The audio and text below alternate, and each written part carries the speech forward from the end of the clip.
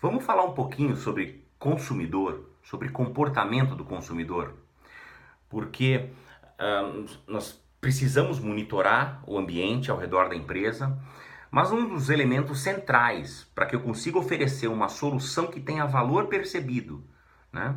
Para que eu consiga satisfazer o consumidor e dessa forma manter o meu negócio funcionando e com sucesso, é uma compreensão profunda, completa sobre o meu cliente, sobre o meu consumidor-alvo, né? Então vamos falar um pouquinho sobre isso, porque um dos grandes objetivos nossos, como administradores, como profissionais de mercado, como publicitários, é entender como as pessoas selecionam, como se dá a compra, como elas usam, por que elas usam e até mesmo como elas descartam os produtos que consomem.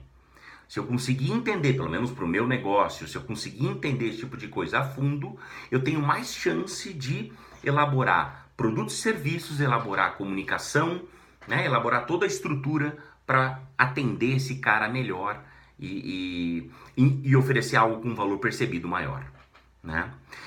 É interessante, nós visualizamos o consumidor, eu adoro essa metáfora utilizada por alguns autores até brasileiros. Nós enxergamos o consumidor como se fosse um iceberg. Um iceberg, né? Um grande bloco de gelo né? Flutuando sobre a água. Imagine, né? Uma pedra de gelo dentro de um copo d'água, de um copo de refrigerante.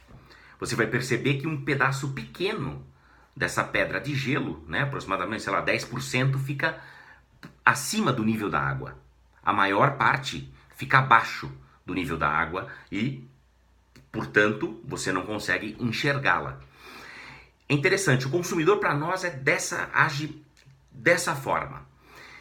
A gente consegue visualizar ele no mercado, a gente consegue até registrar, falamos sobre isso em vídeo anterior, a gente consegue registrar as compras dele, por onde ele esteve, o que ele comprou, isso é possível, né, visualizá-lo. Mas a gente, em princípio, não tem uma noção exata de muitas coisas acerca desse consumidor. Nós não sabemos, em princípio, as motivações que levaram ele a comprar aquele tipo de produto, né? Imagine, eu posso ter um automóvel. Esse automóvel ele pode ser comprado por motivações bastante diferentes. O Carlan pode comprar esse automóvel por causa de uma necessidade de viajar, de utilizar o carro como ferramenta de trabalho. Uma outra pessoa, talvez com a mesma idade, com as mesmas características, mesmo perfil, pode querer comprar o mesmo automóvel por uma outra motivação, né? Por uma questão de status, de prestígio, uma questão de conseguir colocar a família toda dentro do carro, né? Para poder também viajar. Enfim, você pode ter o mesmo tipo de produto, mas os consumidores podem enxergar motivações diferentes para consumir aquilo. Essa é uma das coisas que precisa ser pesquisada, não é óbvia, né? Outras características que a gente precisa entender no consumidor e que não estão visíveis à primeira vista. As crenças desse consumidor em relação a esse tipo de produto, esse tipo de serviço, né? A percepção dele em relação às marcas. Às vezes nós não temos uma noção de por que uma marca é mais comprada que a outra, né? Alguns possíveis preconceitos, estado de espírito, descobrir quem é que influencia esse consumidor, quem é que influencia ele para ele comprar uma marca e não a outra. Quando se trata, por exemplo, de automóvel, já que a gente estava falando desse assunto, tem muita gente que recorre a sites especializados para saber sobre novos automóveis, modelos para possivelmente comprar logo em seguida. Tem outras pessoas que não. Tem outras pessoas que ao invés de procurar sites, internet, na verdade vão atrás de amigos que são especialistas em carros, sabem bastante sobre isso, né?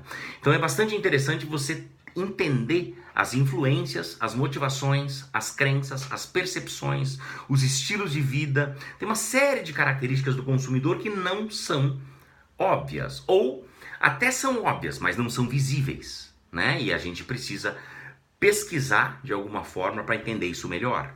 Então a metáfora do iceberg é bastante interessante. A gente visualiza um pedaço do consumidor, visualiza a ação dele no mercado, mas não tem uma noção exata sobre uma série de coisas que precisam ser pesquisadas mais a fundo, né?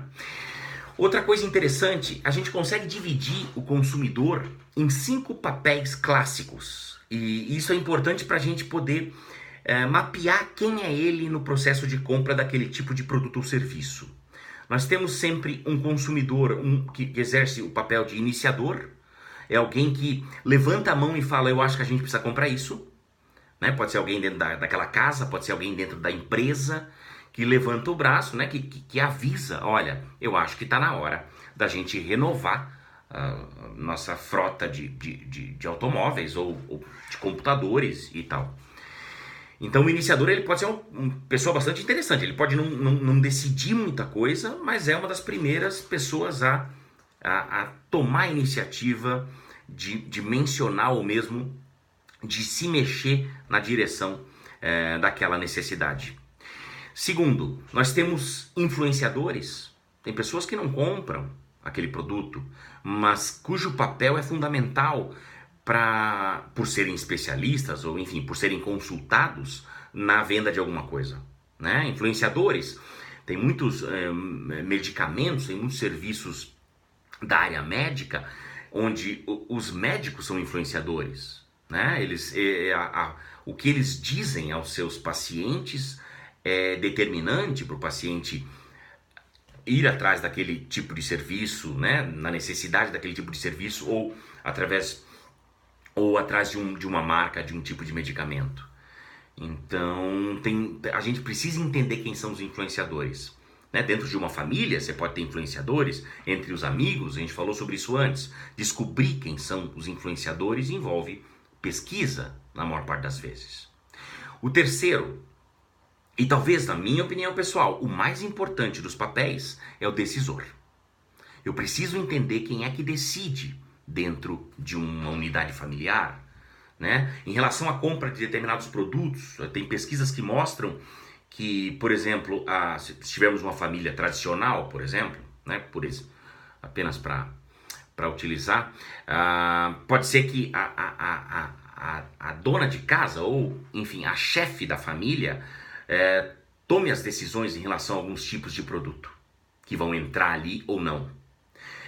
Por outro lado, em outras famílias ou na mesma família, outros produtos são decididos pelo marido em questão. E ainda temos muitos produtos e serviços que são influenciados e decididos às vezes pelos filhos. Os filhos, com relação àquele assunto, são os principais decisores dentro da casa. Então entender quem é o decisor é bastante importante, qual é o perfil desse decisor. A gente vai falar sobre isso, sobre perfil, sobre as características dos consumidores, logo quando a gente falar em segmentação. Mas de qualquer forma, esse papel de decisor ele é fundamental. Né? Vamos falar também em consumidor organizacional. Quando eu quero vender para uma empresa, eu vou falar com muitas pessoas, em alguns casos. E eu preciso saber quem é o decisor. Se eu não identificar o decisor, eu tenho problemas às vezes para conseguir gerar negócios. O quarto papel é o de comprador. Comprador tem gente até que coloca junto com ele o pagador, como sendo o mesmo papel comprador / pagador, né? Que é a pessoa que efetivamente faz a compra. Tem às vezes setores da empresa que são compradores. São até aqueles que dão o último aval, a última assinatura. Mas possivelmente não decidiram, não foram os que iniciaram o processo, não influenciaram, apenas têm um papel de comprador ou de pagador. Né? Então o comprador é bastante interessante, mas ele está dentro de um dos papéis possíveis. E por último, mas não menos importante, o papel de usuário, né? O consumidor que efetivamente vai utilizar aquele tipo de produto ou serviço. Se for um bem empresarial, pode ser um setor da empresa que vai ser o usuário. Ele pode não ter decidido muita coisa, ele pode não ter comprado, mas é ele que afinal de contas vai usar. Dentro de uma família, a mesma coisa. O pai pode ter comprado um automóvel, só para utilizar o mesmo exemplo, mas é para o filho dele, né, jovem, utilizar esse automóvel. E é bastante interessante, entender esses papéis todos é fundamental, porque eu vou lidar com todos esses caras. Também é importante entender que todos esses caras, todos esses papéis podem ser exercidos por uma pessoa, por duas pessoas, por três pessoas. Né? Não são 5 papéis para 5 pessoas. Tem horas que numa mesma situação de compra eu tenho, na verdade, uma pessoa ou duas exercendo esses papéis que eu acabei de mencionar. Iniciador, influenciador, decisor, comprador e usuário. Os 5 são bastante importantes para entender comportamento do consumidor. Né? Nós ainda vamos ver mais sobre isso porque é o tipo do tema que ele é profundo, ele é rico e ele merece a nossa compreensão. Se quiser trabalhar com marketing, com mercado, se quiser trabalhar com publicidade, tem que entender a fundo de consumidor. Não é apenas colocar o perfil rapidinho, qual a faixa etária dele, qual a classe socioeconômica dele. Eu preciso entender mais sobre motivação, sobre percepção, sobre as influências que ele recebe. Eu preciso entender para poder agir da maneira correta e mais eficaz nas minhas campanhas, ou seja, qualquer ação no mercado que a minha empresa vai fazer. Beleza? A gente ainda volta nesse assunto.